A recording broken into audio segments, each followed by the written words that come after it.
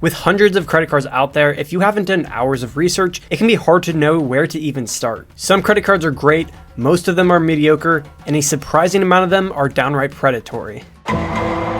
But don't worry, I've got you covered. After spending hundreds of hours of researching and analyzing credit cards, I'm here to share the absolute best credit cards of 2024, and if you give me just 10 minutes of your time, you'll know exactly which ones deserve a spot in your wallet. So let's get started. The first card is probably my most recommended card of all time. 95% of the time when one of my friends walks up to me and tells me that they just don't know which credit card to get next, this is the one that I recommend because you really can't go wrong. And that is the Citi Strata Premier. This card offers rewards in every single one of the most important spend categories. You get 10 points back on hotels, car rentals, and attractions booked through citytravel.com, 3 points back on all your other air travel and hotel purchases, 3 points on restaurants, supermarkets, gas stations, and EV charging. If a credit card's good, it'll offer higher rewards in maybe 1 or even 2 spend categories, but it's almost unheard of to see a card that gives you rewards like this in every single one of your top categories. This means wherever your money's going, whether it's groceries, dining out, road trips, or even electric charging stations, if you're a freak that drives a Tesla,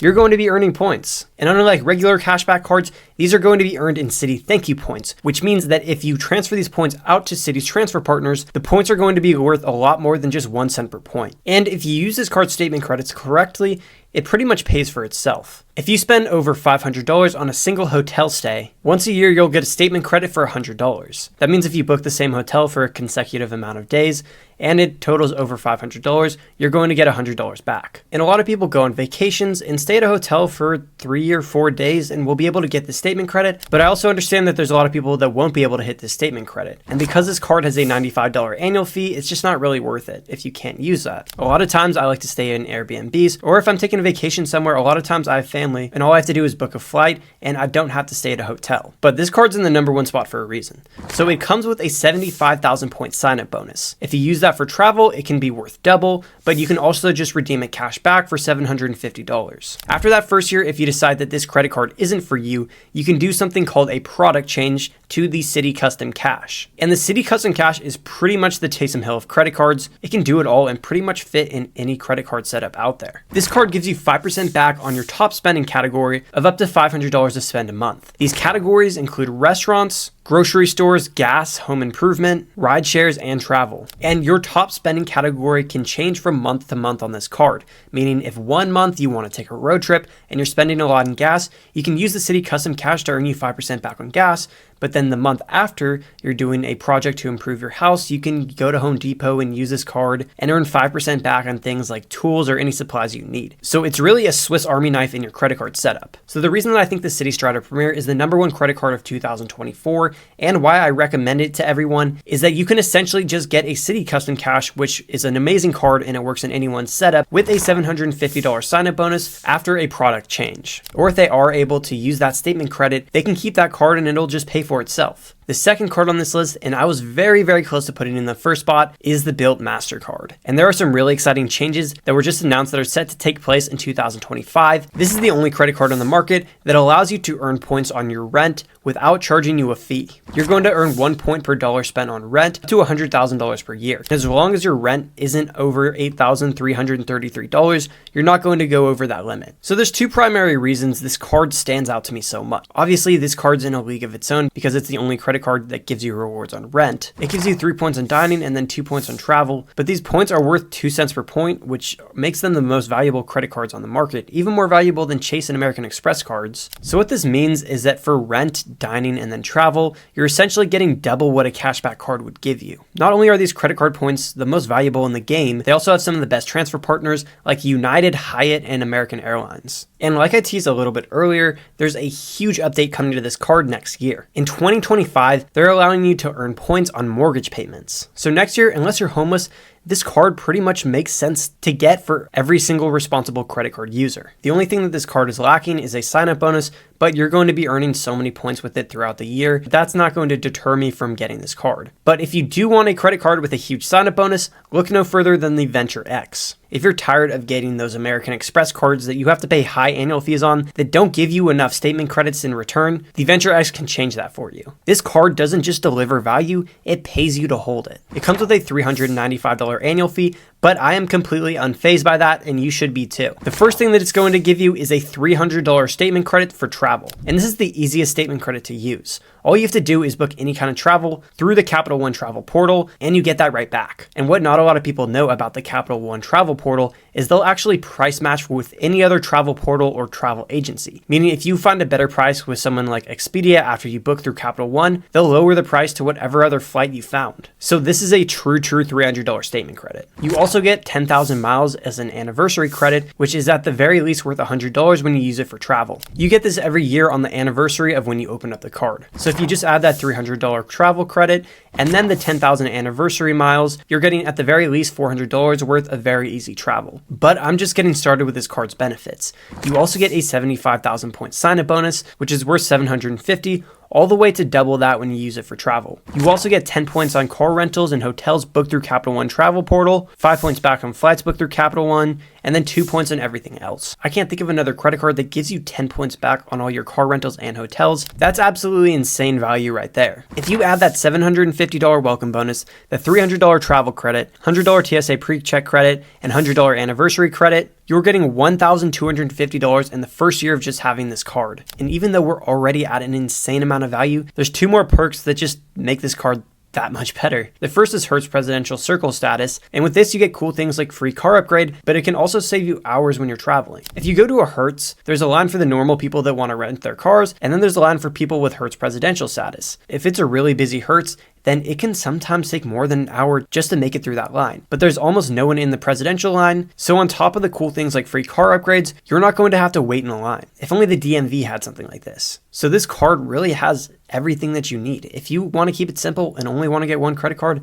this is the one. It gives you every travel benefit that you'd want, pretty much pays you to have it, and you're earning crazy rewards with it too. Plus, you get a cool metal card as well. So don't be shy to go on Capital One's website and see if you're pre-approved for this card. If that annual fee scares you a little bit, that's okay because the next card on this list gives you just as much value as a sign-up bonus, but it only comes with a $95 annual fee. With the Chase Sapphire Preferred, you get 60,000 points after you spend $4,000 within 3 months. That sign-up bonus is going to be worth $600 to over $1,200 when you use it for travel. You get 5 points on travel when you book it through Chase, 3 points on dining, 2 points on all your other travel, and 1 point on everything else. Like I mentioned, this card does come with a $95 annual fee, but it has a $50 statement credit each year for hotels. All you have to do is book a hotel through Chase, and then you get that $50 back, bringing the effective annual fee to this card down to $45. Now that you know the main features of this card, there's really 3 reasons why I think this card is so good. The first is the transfer partners, and a lot of them match up with the Bilt MasterCard, so you can combine points at popular places like Hyatt. You can also get 2 other Chase credit cards, the Chase Freedom Unlimited and the Chase Freedom Flex, and you'll have yourself a really nice credit card setup going. And then the third reason why I love this card, just like the City Strider Premier, is the downgrade path. If after you hit the sign-up bonus, you decide that that $95 annual fee just isn't worth paying anymore, you can downgrade to the Chase Freedom Flex or Unlimited and get a really good cashback credit card. If you want to get this card, I'd wait a little bit though. 3 or 4 times a year, Chase will have elevated offers where instead of getting 60,000 points as a sign-up bonus, you get closer to 80,000 points. So if you're ready to step into the world of travel credit cards but don't want to pay a huge fee, the Chase Sapphire Preferred is definitely a great option. It's very low risk and you can build a really good credit card setup around it. If you want to get a card and just leave it in your sock drawer while consistently earning value without having to pay an annual fee, the Amazon Prime Visa is going to be for you. This card gives you 5% back on all your Amazon purchases, 2% back on gas, restaurants, and then drugstores, and 1% back on everything else. The standout feature with this card is going to be that 5% back with Amazon. You can just get this card, throw it in your sock drawer, and then earn those rewards without even thinking about it. But what a lot of people don't know is during Black Friday, special events like Prime Day and Christmas, if you choose no rush shipping, you're actually going to get 7% back. This is also the only credit card that I can think of that instantly gives you your sign-up bonus. You'll get a $150 Amazon gift card as soon as you're approved. And if you decide that you don't want to pay for Prime anymore, you're not going to have to go through the hassle of downgrading this card. If you stop paying for Prime, this card's just going to earn 3% back on Amazon instead of 5%. And if you ever want Amazon Prime again, then as soon as you pay for your membership, it'll go back up to earning 5%. And this card is also made out of metal, giving you a very premium feel that you won't get with a lot of other cashback credit cards. If you do want to apply for this card and support the channel while you do it, I have an affiliate link down in the comments. Also, shout out to all the people that use my affiliate link. I was able to get this new microphone here and a whole new new light setup for my studio, so shout out to you guys for using my links. This next card I'm going to talk about, you've probably never heard of or seen a video made on it unless you've watched my channel before, but you're going to get an easy $150 cash back in rewards when you use this card. And that is any of the Kroger World Elite MasterCards. The reason why I love this card is that you get 5% back when you use it in mobile wallet pay. That means when you use Apple Pay, Samsung Pay, Google Pay, Garmin Pay, you're going to get that 5% back, no matter what you're spending on, whether it's gas, groceries, Petco, thrift stores, Home Depot. Actually, Home Depot doesn't take Apple Pay, but you get the point. This card is capped at $3,000 of spend. If you go over that $3,000, you'll only earn 1% back, but as long as you can just max out that $3,000 in mobile wallet spend each year, that's going to be an easy $150 in cash back. You also get a $100 statement credit after spending just $500 in 3 months. And if you get the Harris Teeter, Ralph's, or Pick and Save version of this card, you also get 3% back on gas and dining up to $3,000 a year. The cap resets both for the 3% and the 5% back at the beginning of each calendar year, so that's January, meaning if you get the card a little bit later in the year, you'll have more to spend in a shorter amount of time before it resets. So this is an amazing credit card for people that don't spend that much money or want a card that gives them 5% back on all their miscellaneous purchases. Now that you know what I think are the 5 best credit cards, I want to talk about some popular credit cards that didn't make my list and explain why. The first is the American Express Gold. And the main reason why is I had to pay $325 for this shiny little card right here. And whether people want to accept it or not, the American Express Gold just isn't the powerhouse that it used to be. When it was at $250, it wasn't that hard to justify the annual fee because you got dining credits for $240.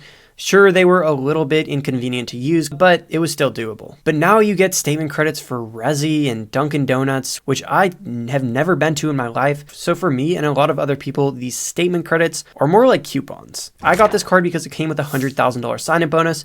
So this is a hit it and quit it kind of card. After I get the bonus, I'm just going to close it down. And while it can still be a good card for morbidly obese people that go to Dunkin' Donuts, I just don't think it's worth it for me. The next card is going to be the Capital One Saver. And don't get me wrong, I think this is an amazing card and might just be the best card out there for dining and groceries, but you need to pair it with one of the venture cards for it to be good. If you don't have one of the venture cards open, then you're just earning 3% back and you can't transfer those points that you earn out to transfer partners.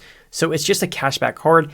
And there's other cashback credit cards that give you more than 3% back on dining and groceries. But still an amazing card, 1000% worth getting if you have one of the venture cards. I just don't think it's that good on its own. And then the last card is the Chase Freedom Unlimited. In my opinion, this card's the jack of all trades but master at none. It gives you 1.5% back on every single one of your purchases, which is decent but not competitive enough to be a catch-all credit card because there's tons of cards on the market that give you 2% back on all your purchases.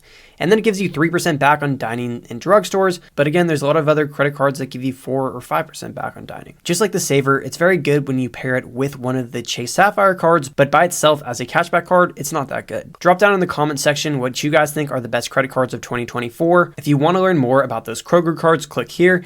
And if you want a full in-depth review of the Amazon Prime Visa, click here.